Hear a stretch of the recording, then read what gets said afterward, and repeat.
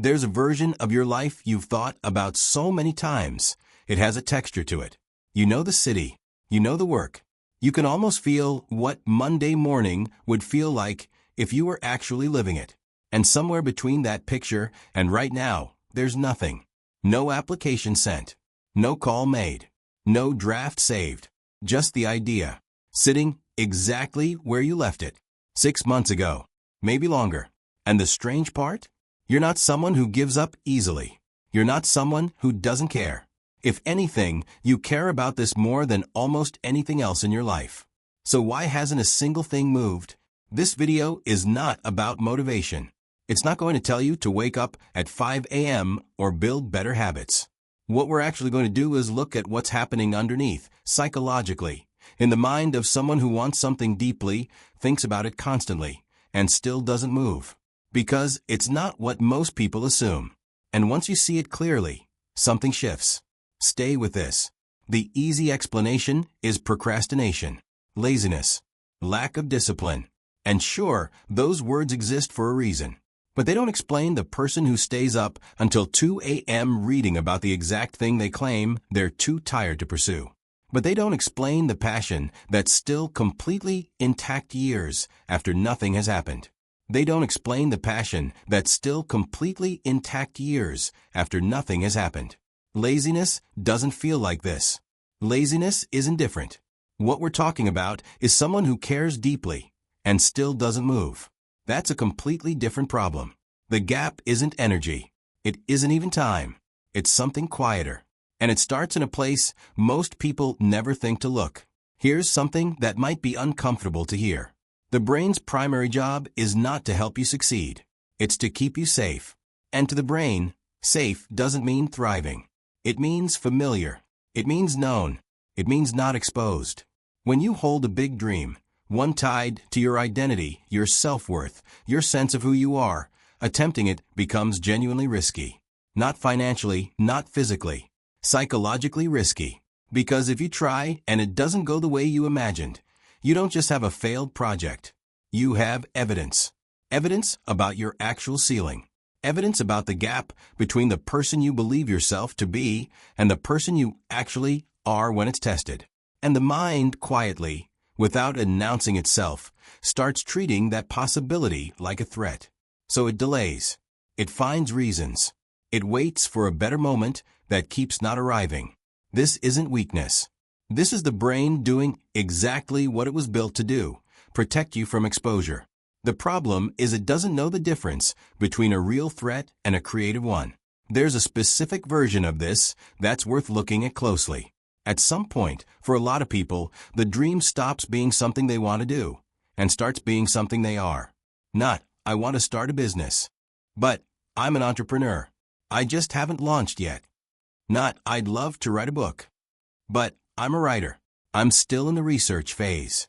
When that shift happens, when the goal becomes part of your identity, the stakes of attempting it quietly double. Because now, a failed attempt isn't just about the project. It's about you, who you are, the story you've told yourself and the people around you for years. Psychologist Gabrielle Edingen's research has shown that when people build strong emotional investment in a future self, without equally confronting the real obstacles between here and there, motivation paradoxically weakens. The mind begins treating the imagined future as partially real, and something in you quietly relaxes its grip on actually getting there. It's not that you stop wanting it. It's that some part of you already registered it as yours, and the actual work started feeling like a threat to that. Think about the last time you told someone about something you were planning to do. They responded well. They nodded. Maybe they said, "That sounds amazing," or "I can see you doing that." It felt good, genuinely good. And research suggests that feeling, that social confirmation, does something specific in the brain. It provides a small but real hit of the satisfaction that's supposed to come after you've done the work. Psychologist Peter Gallwitzer found that sharing identity-related goals publicly can reduce the internal drive to actually pursue them. The conversation partially substitutes for the action. You feel like you've moved without moving an inch. This is why the person with the most interesting plans is sometimes the one with the least to show. The talking is doing work the doing was supposed to do. And then there's the version nobody wants to admit they're in. The research phase that's been going for 8 months. The courses sitting at 12% complete. The notebooks full of plans that have never touched reality. The podcast episodes about people who did the exact thing you're not doing. It all looks like progress. You can point to it. I'm working on it. I'm learning. I'm preparing. But preparation that never ends is just avoidance, wearing a responsible mask. The real work, the uncomfortable, unglamorous, uncertain work, keeps getting pushed just past the edge of all that preparation. And the gap grows. Quietly. Without drama. Just one more video, one more book, one more almost ready. Nobody talks about the emotional cost of this, not dramatically, because it doesn't show up that way. It's not one moment of grief. It's a low hum.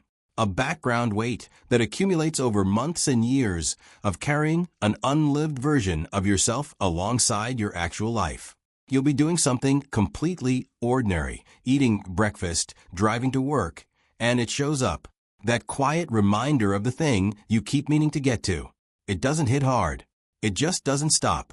And the cruelest part is that there's no clean breaking point. No moment you can point to and say that's when I gave up.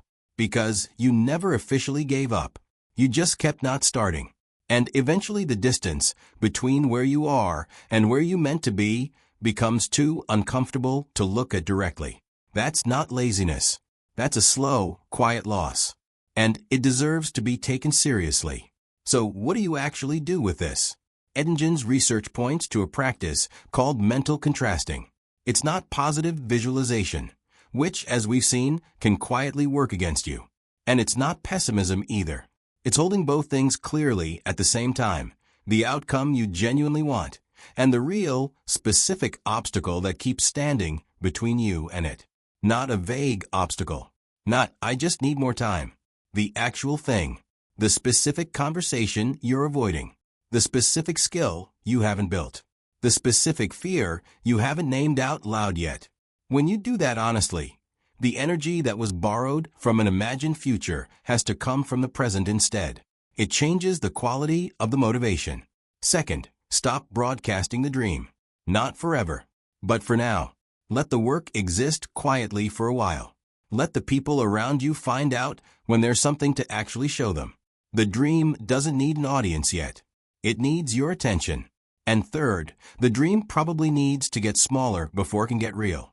When the goal is this large and this loaded, no single action ever feels significant enough to bother with. So you don't bother. But one real uncomfortable hour spent on the one thing you've been circling for weeks, that's actually crossable. That's a gap you can close today. It won't make a great story, but it has a chance of actually happening. And that matters more. Here's what I want to leave you with. Underneath all of it, the delay, the endless preparation, the identity that's become wrapped around something you haven't built yet, there's usually just one thing. Fear. Quiet, old, deeply human fear. Of being seen, trying, and coming up short. Of finding out that the distance between who you believe you are and what you're actually capable of is real. Most people know this about themselves. They feel it. They just don't say it, because naming it makes it real. But the dream is still there. It didn't leave. It's just been waiting on the other side of the first real step. You probably thought of exactly what it is in the first 30 seconds of this video. The only question now is what you do next. If this hit closer than you expected, drop a comment. I read them.